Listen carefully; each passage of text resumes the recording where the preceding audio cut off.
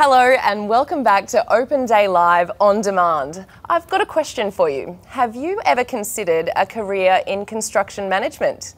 There's more to this fast-paced industry than just hammers and hard hats. And in fact, it's one of the largest sectors in the world, with a constantly evolving landscape. Here to tell us why is celebrated construction and property management professional, Professor Alan Patching. Welcome, Alan. Thank you, Laura. Thanks for having me. Great to have you here. Thank you. Good to be here. Of course. Now, from what I understand, you have decades of experience in the world of quantity surveying, project management and construction management. Is that right? Yes, I've had quite a lengthy career in that. I have a dual career path as well, but for this conversation, yeah, probably since about 1967, 68, I started studying and I went right through. I stopped practicing full-time right after the Olympics, or after Suncorp Stadium really in 2002, and went to the education side after that. So I'm sure you've got a lot to share about construction management then. So what does construction management actually entail? It's one of those kind of weird terms when it comes to education, because construction management is exactly what that name suggests, which is managing the construction process.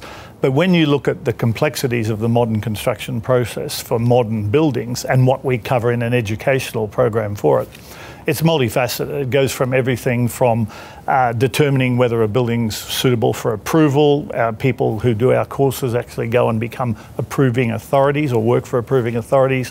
It's costing projects, it's scheduling projects, it's learning the technology. We could spend the rest of this interview just defining the component parts they learn within the course on construction management. What we aim to do is put people out who can get a job in just about anything to do with construction, from the time someone thinks about having a building to the time it's ready to hand over and it's operational. Wow, there's definitely a lot more to it than just what the title portrays. So I know that you've mentored a lot of students through construction management programs as well. What makes somebody a good fit for a career in construction management? Look, I think you've got to either, understand that you love it or not. We recently had a student come to us wanting to change course from construction to a related course, and they had found out on the course that, it can be dirty, it can be noisy and all these other sort of things, and that didn't really suit them, but they still wanted to be associated with the industry.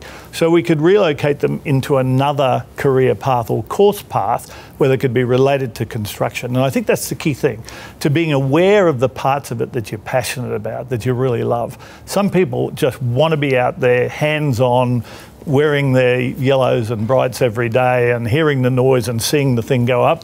Other people want to be in an air-conditioned office and all the comfort and just watching the photographs from the camera on site. It really gets down to, the topic is so broad, the career is so broad, but no matter which part of it you are thinking about going into, you need to have that passion, because it's not like, let's say you're doing a social media campaign for someone. It might last for 6 or 7 weeks. Big projects last for 6 or 7 years from start to the end.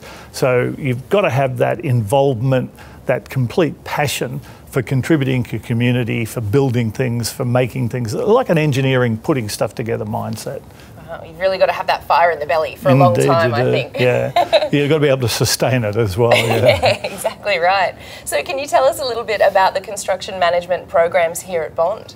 Yeah, we have undergraduate construction management programs and postgrad ones, and the postgrad one is geared, because of our trimester system, we do what other universities do in too short a time. So if a lot of students coming from overseas, for example, want to get a job in Australia and maybe even go for permanent residency, and construction is one area where they've been able to do that. So in order to do that, they must have a minimum amount of time of studying. So at Bond, for our master's program, we add a professional development subject called professional portfolio, which is 20 weeks to bring our 3-semester time frame, which is shorter than people doing a 2-semester time frame, to bring it up to the minimum standard required to equip students to work in Australia after. So I think that structure of projects where you can do the undergrad program if you want to, and that's 2 years anyway, so that ticks the boxes. But if you want to do a postgrad program, then we need to offer it for locals at a standard time frame, but for overseas students at a time frame which will give them the opportunity to work in Australia after they're finished. Excellent, and I love the flexibility that Bond offers there as well. And the flexibility comes at the other end as well, Lara. I'm glad you raised that, because our master's degree in construction practice, and that's the right term, by the way, construction practice and quantity surveying.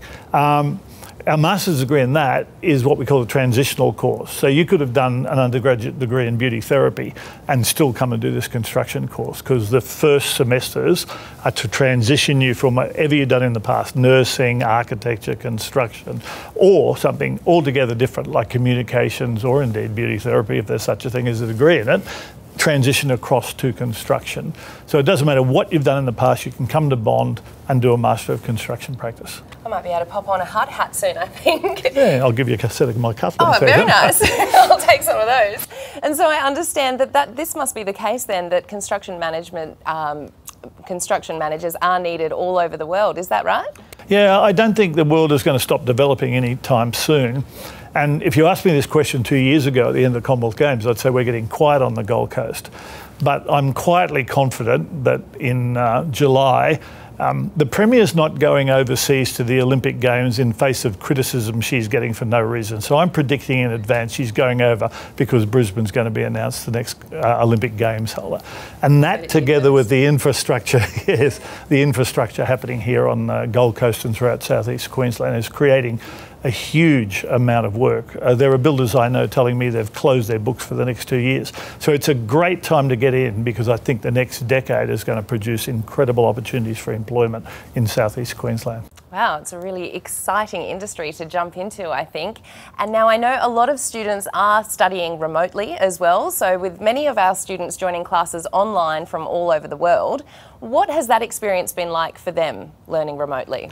Look, if I was being completely honest, I think any student would prefer to be in the class with the people, with the. But if the alternative is staying at home waiting till COVID disappears from the world before you start following your passion, your career passion, that's not very appealing to anybody. So Bond was well ahead of the game in preparing people, training all the educators. As soon as COVID was on, Bond was on it. We were the first one to move people off campus, I think. We retrained people very quickly. We re-equipped them very quickly. So both the lecturers and the students are well aware they're getting the best that can possibly be delivered in the circumstances of a multimodal delivery mode. Am I going to sit here and say that's the best way and it's the way of the future? Well, it may not be the best way. I think it's better to have people in the class communicating and mixing with other disciplines from around campus. But who knows? Students might get to like it, and it may well be that after COVID we're still delivering that way. And we as lecturers have to be flexible to the needs of our clients effectively.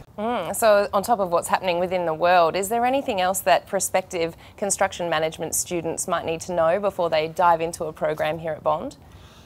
My recommendation would be, don't do it simply because you want to get residency, even though that's a highly appealing thing, because it is a demanding industry. There's incredible career paths in our construction management and project management career paths. I've seen people leave here and within 3 years of leaving earning well in excess of $100,000. And most students who put in the effort during their education are picked up by industry very, very quickly. I'm constantly getting phone calls for people. We had a call the other day, as an example, for building information modelling, part of our construction subjects.